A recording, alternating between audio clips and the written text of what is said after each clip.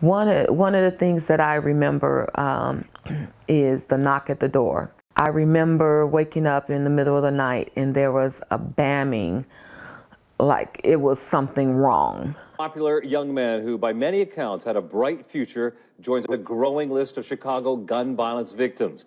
ABC 7's Will Jones live for us in Cicero tonight, where Courtney Copeland is being remembered. Will?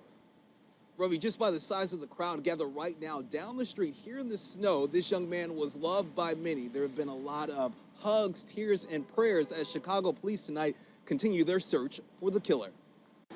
How many kids have to die?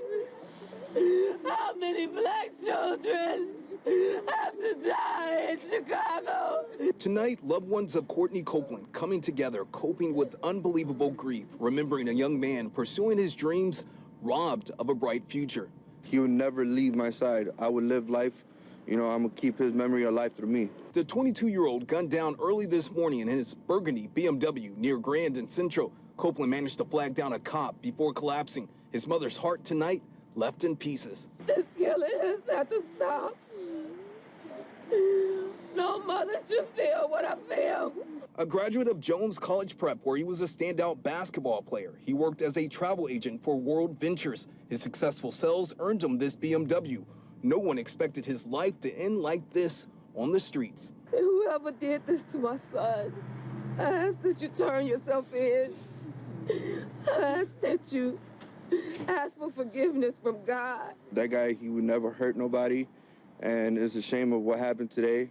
The vigil started at 9 and it is still going on right now. Police don't know if this victim was targeted or if this was a random shooting. We are live in Cicero. Will Jones, ABC 7 Eyewitness News. Tell me about your son. Well, my son, Courtney Copeland, was the joy of my life. He was someone that I could always depend on, count on. He was a very loving person, outgoing, fun to be with, life of the party. He was what everyone has stated to me. He was everybody's best friend. What was his goals in life? What were his dreams? Well, Courtney had a lot of goals.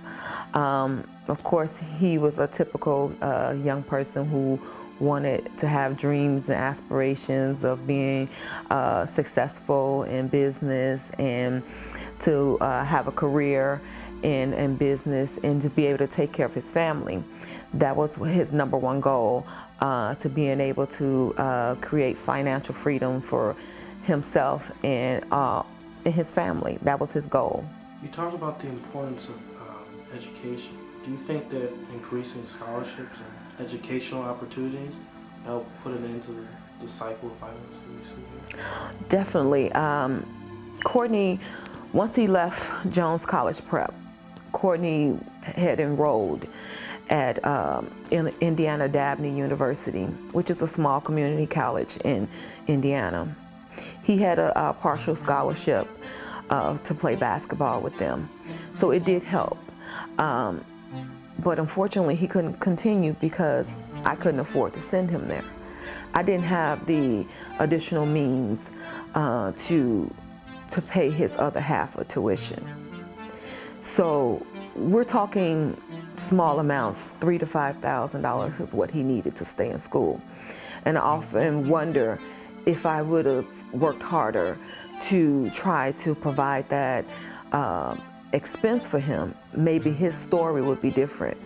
Maybe we could afford to send him away from Illinois so that way he could have been playing basketball, because Courtney was very talented in basketball and he had the ability to actually go with a bigger school and to be able to excel there.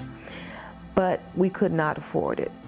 And I know that I am not the only parent who has to make choices between living and sending their child to school.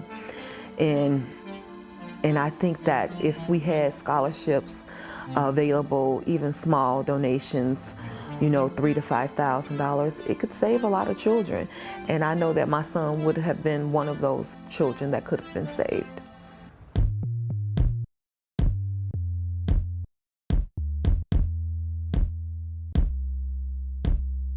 Courtney was one of my best friends. I met him when I was like 13 years old. Ever since that, like, we haven't been like inseparable or whatever.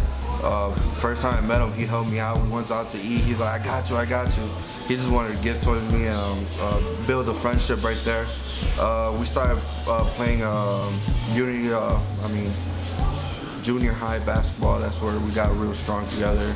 As we went into freshman or whatever, high school, our relationship was like much more than that. He helped me out throughout my life. He took me in when I was hurting. You know, I didn't have nowhere to go. And the good thing about that he helped me go to college, like by pushing me. He helped me finish, get my high school diploma. And as soon as I did that, I learned how to cut hair because, you know, money was an issue.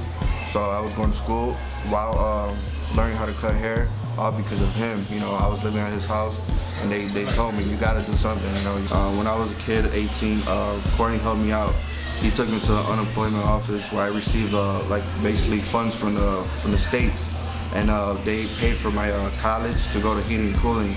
I then proceeded to go there. I passed it, got my diploma, became EPA government certified, and I had a career. You know, I had something to look for, and that's definitely key. Education to go way far, and to have that in your background, you know, that's something that everybody needs. You know.